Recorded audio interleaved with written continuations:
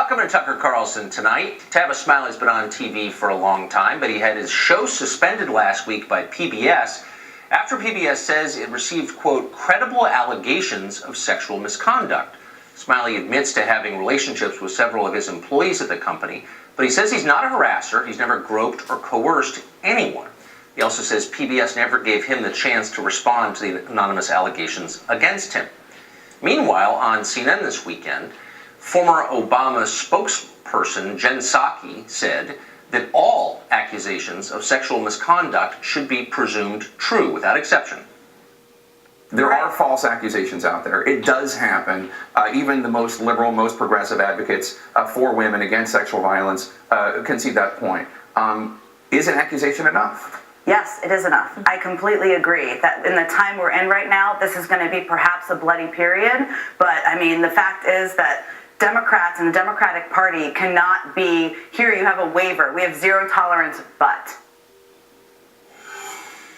That's the state of play. Tavis Smiley joins us tonight. Tavis, thanks for coming on. My pleasure. Thank you, Tucker. So what specifically did PBS accuse you of doing when they yanked your show off the air? It's hard to know. The clause in my contract that they originally suggested to me they were looking to, this is sort of inside baseball, it's clause 5.1, which is the morals clause. We all have morals clauses in our contracts.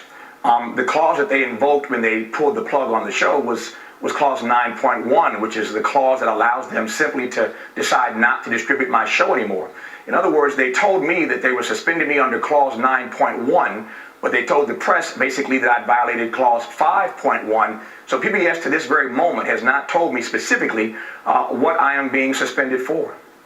So they issued a statement accusing you of some non-specific sex crime, in effect. You don't know what that is? You don't know who's accused you of this, and you don't know the substance of it? I do not.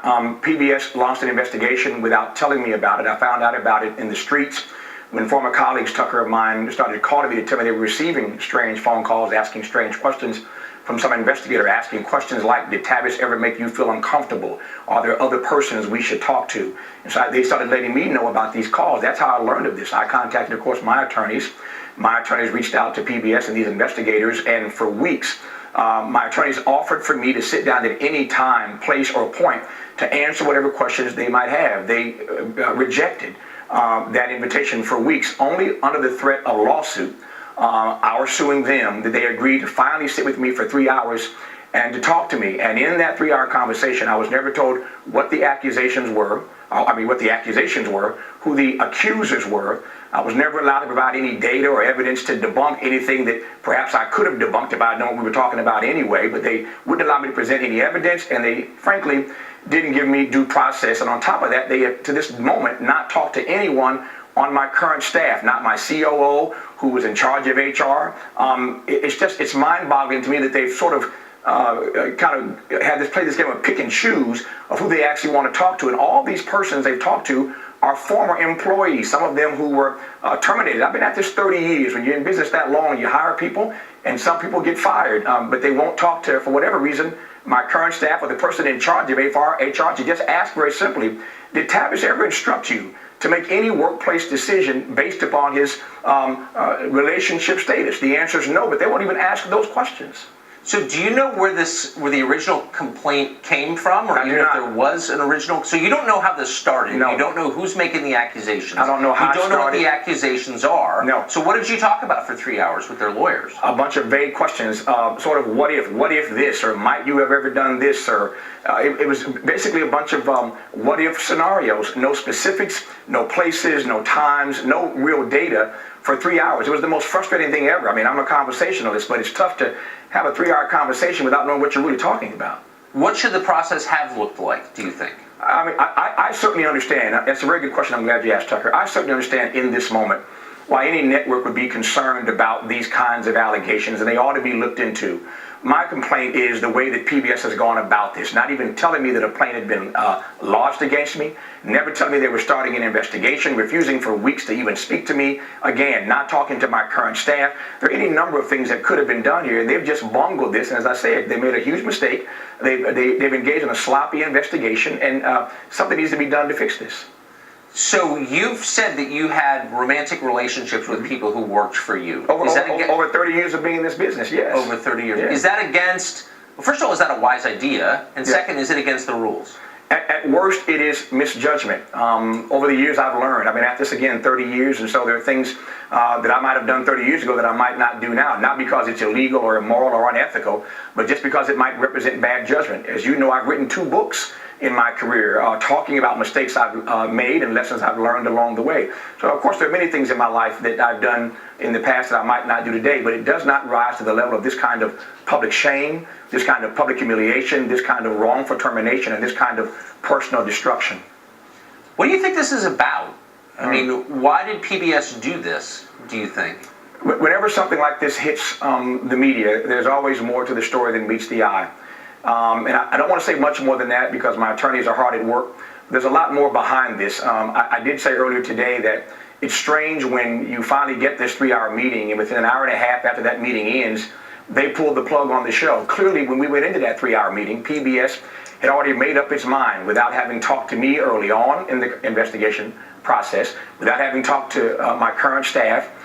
They had made up their mind. And so about 90 minutes after this meeting ended, we got the letter that they was temporarily, or indefinitely, I should say, is the exact language, indefinitely suspending my program. Right. And 12 minutes after that, this exclusive story broke in Variety. So I asked, how's an exclusive story break 12 minutes after we were informed that the plug was being pulled? And in that story, there are quotes from unnamed sources, presumably inside of PBS. Persons close to the investigation is the phrase they use. They had enough time to research my background, so there's background material about me in the story. There are links they placed in the story. I assume an editor looked at this before it went online, but all that was done inside of 12 minutes. Now you tell me whether or not there's an agenda here. Yeah. Well, so do you think the rule ought to be that you're not allowed to date your subordinates? Should that be allowed? I certainly understand that there are persons who believe that there is no such thing as a consensual relationship in the workplace. I hear that. I even respect that point of view. But there are other opinions on this. In my employee handbook, we do not encourage inter-office relationships, but we don't forbid it either, because I don't know how things are going to turn out in your life when you start hanging out with our company. I don't know who you're going to meet. And let's face it, nobody's working 40-hour weeks anymore. We're working 40, 50, 60, 70, 80-hour weeks. Where else are you going to meet people? And this business, our business itself, is full of people, producers and talk show hosts who met on the job. So clearly there are millions of Americans who met their spouse at work. So I just don't think I have the right to tell people who to date. The problem here is that we're starting to criminalize legitimate relationships between consenting adults, and that's a real problem for me. And if this can't be resolved some other way, and if this does in fact end up in court, millions of taxpayer dollars are going to be spent by PBS to defend itself, and I don't think the taxpayers want their money spent that way. I've never agreed with you on very much, Tavis, but I have to say I agree with a lot of what you just said, and I appreciate your coming on tonight. My pleasure. Thank you, Tucker. Last week, the fame-grubbing celebrity attorney Lisa Blum was further disgraced, as if that were possible, by the revelation she sought to make payments to various women in exchange for accusing Donald Trump of sexual misconduct. That is, of course, embarrassing. It's grossly unethical. Could it also be illegal? Mark Fitzgibbons is an attorney and a fundraising law expert, and he joins us tonight. So, Mark, you said that this may present a problem with the FEC. What would the problem be? It's a potential problem. The FEC regulates campaigns spent to influence elections, and this appears to be clearly intended to influence an election. Now, that does not mean this falls within FEC regulation. For example, we don't want to discourage people from coming out before an election and saying a candidate for office committed some unlawful act. We don't want to discourage that by requiring reporting. Right. However, the amounts of money here, and it's ironic that the left is so adamantly against dark money. Here we have the left, presumably the left, engaging in use of dark money.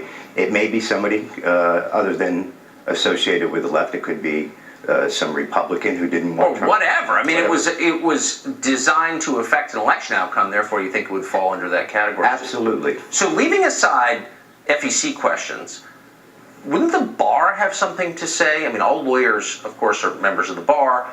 this seems like unethical conduct. Why wouldn't the bar be taking this up? I think this is unethical conduct. There are certain circumstances in which a lawyer may pay a fact witness. For example, if you need the fact witness to travel. Those are the exceptions to the rule against or prohibiting payment to fact witnesses. This goes beyond paying somebody to travel to appear and testify. This is a lot of money. This was proposed money from an undisclosed source to testify about allegations of unlawful conduct. I think Ms. Blum has potential ethical problems with the Bar Association. But they're going to do, I mean, they never do anything, do they? To police their wrong. I mean, what's the point of having a bar? You never hear of any lawyer disciplined by the bar for lying, for example. You're correct, Tucker, and the Bar Association may tend to protect its own a little bit too much. But I think this is a good example of a time when the Bar Association does need to step in, because if we are allowing lawyers to pay witnesses to testify about facts outside the rules that currently authorize it for a limited number of exceptions, then we're going to have chaos in society. Well, how could you get to a just process if you're paying people? That is correct. It tempts people to lie. If you're being paid to testify, it tempts people to lie. You think? I think. It's unbelievable. Mark, thank you for that. Thanks, Tom. Appreciate it. The Obama administration didn't just leave America's immigration laws unenforced. It may have deliberately enabled a drug smuggling ring run by terrorists. That actually happened. Details ahead.